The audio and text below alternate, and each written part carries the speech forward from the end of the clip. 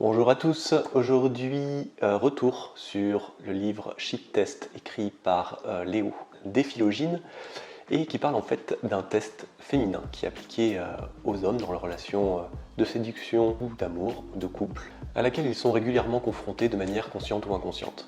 Pour illustrer au mieux la raison qui lui a donné envie d'écrire ce livre, il parle du Mépris, donc film de Jean-Luc Godard, qui met en scène un couple, Paul, marié à Camille. Paul est dans le cinéma et va dans le film très rapidement rencontrer un investisseur américain qui va pouvoir l'aider au moment où justement il avait besoin d'argent. Malheureusement, la personne est assez écrasante avec toutes les personnes qui se trouvent sur son chemin, y compris Paul. Et c'est le jour même où Paul présente à cet américain sa femme que sa relation bascule et se dégrade au fur et à mesure, l'estime de Camille pour lui ne faisant que dégringoler jusqu'à atteindre le fameux mépris. Et le plus intéressant de cette histoire, ce n'est pas que l'américain a séduit la femme de Paul, mais plus qu'au final, il a testé Paul, sa femme aussi, et malheureusement, il n'a pas réussi à passer ses tests. Le malheureux d'ailleurs comprend qu'il y a quelque chose qui ne va pas, mais sans mettre réellement le doigt dessus. Et c'est ce que Léo essaie de décoder avec son livre, en essayant de répondre à la question « Qu'aurais-je dû dire ?» Pour débuter hors du domaine de la séduction, les tests en fait sont monnaie courante. Ils sont omniprésents dans les entretiens d'embauche, plus particulièrement puisque le but est justement de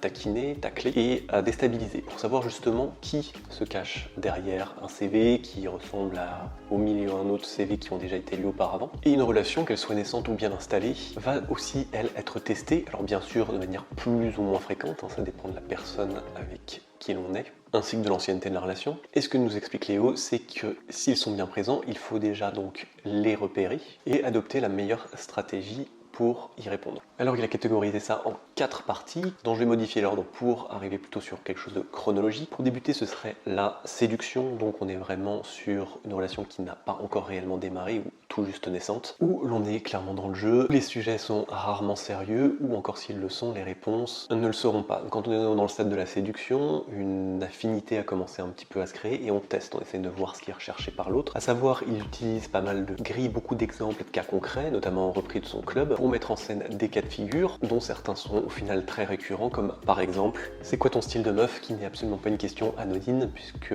le but n'est pas de savoir quelles caractéristiques vont te plaire, mais si les caractéristiques de la fille qui te pose la question te conviennent. Ce à quoi la réponse pourrait être vivante, pour faire un petit clin d'œil au film d'Ala Chabat et rester un petit peu sur le ton de la plaisanterie. La deuxième catégorie serait le test de force. À ce stade-là, on est déjà sur une relation un petit peu plus avancée, il y a déjà peut-être eu plusieurs dates. Et ce que nous dit le livre, c'est qu'ici, la fille va essayer justement de poser et de voir où sont les limites. Donc d'essayer de pousser, repousser. En fait, un petit peu comme un enfant avec ses parents. Et que ce soit conscient ou inconscient, le but est justement d'y trouver une résistance. Et à l'inverse du premier cas, ici, l'erreur serait d'être trop dans l'humour ou le détachement, mais plutôt ici, de créer ce qui est demandé, donc la résistance. Parmi les nombreux exemples qu'il cite, je vais citer ici seulement les 15 minutes de retard, donc ici ce n'est même pas une parole, mais 15 minutes de retard sans être prévenu, et on rajoute à ça sans la moindre excuse, c'est un test de force. Ici c'est quelque chose que l'on ne ferait pas pour un ami, pour sa famille, encore moins pour un patron, un supérieur hiérarchique, et le fait de laisser passer ça ou de tourner ça à la rigolade, eh bien ce serait accepté de devenir une sorte d'homme paillasson, et un homme paillasson ça n'a rien de très attractif. Le risque ici étant de réagir de manière agressive, ici serait plutôt justement de prendre du recul par rapport à la situation en expliquant que ce n'est pas quelque chose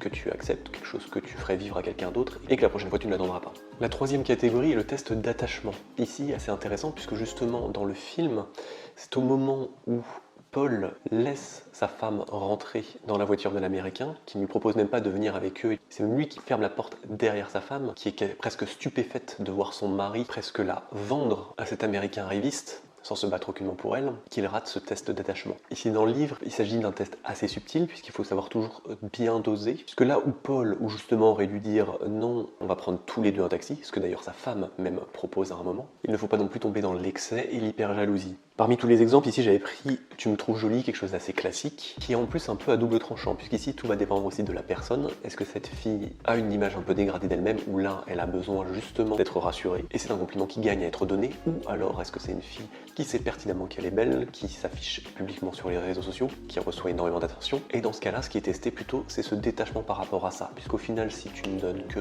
tout ce que les autres mecs lui proposent, en quoi te différencies-tu? Et la réponse ici serait plutôt un ça va tuer pas mal. Le quatrième test est le test d'estime. Ici, c'est donc l'estime de vous-même qui va être testée, savoir un petit peu où se situe votre ego, à savoir si autant les égos beaucoup trop prononcés peuvent être une option perdante, ils le sont tout de même moins que les égos beaucoup trop faibles qui ne vont laisser aucune prise au désir. Ici, ça peut être des pics qui vont venir sur son physique, sur ses capacités, des mises en comparaison. L'exemple ici que j'avais choisi, c'était parler d'un mec plus beau. Donc en cas pratique, une balade avec sa copine, parlant d'un mec plus beau à son boulot, à son club de gym ou rencontré la veille, peu importe. Ici, le fait qu'elle s'adresse à vous et non pas à ses copines, ce n'est pas anodin et c'est donc un test. Essayez de voir où vous vous situez et comment vous allez réagir par rapport à la situation.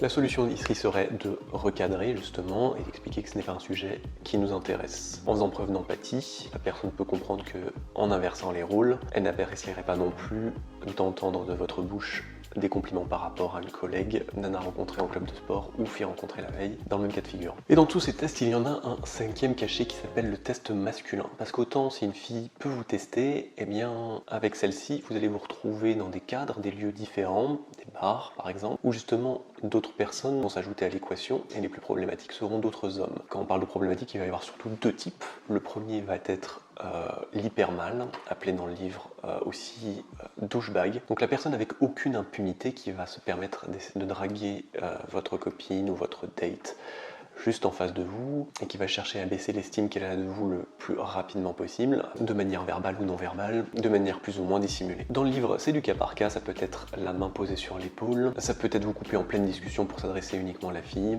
ça peut être la demande d'un service, de lui tenir quelque chose ou peu importe, pour vous éloigner ou asseoir sa domination. Bref, la liste n'est pas exhaustive, à savoir qu'ici, ce qui est plutôt conseillé, c'est de faire comme en politique et d'asseoir sa domination par le temps de parole. Peu importe ce qui est raconté, tant que c'est vous qui le racontez. La deuxième menace ici présentée va être les hommes satellites, va peut-être être un petit peu moins agressive, mais plus récurrente, puisqu'il s'agit en fait souvent des bons copains de la fille qui vous intéresse, qui ont été et sont très probablement toujours intéressés par elle, mais qui ont été du coup relégués au rang de bon ami, qu'ils ont accepté et dans l'espoir d'un jour de pouvoir sortir du coup de ce qu'on appelle cette friend zone. Et vous vous présentez ici comme une souffrance pour eux, pas vraiment une menace, puisque leur possibilité d'en sortir est extrêmement faible, mais vous voir progresser là où ils ont échoué, on va les mettre en position défensive ou d'attaque.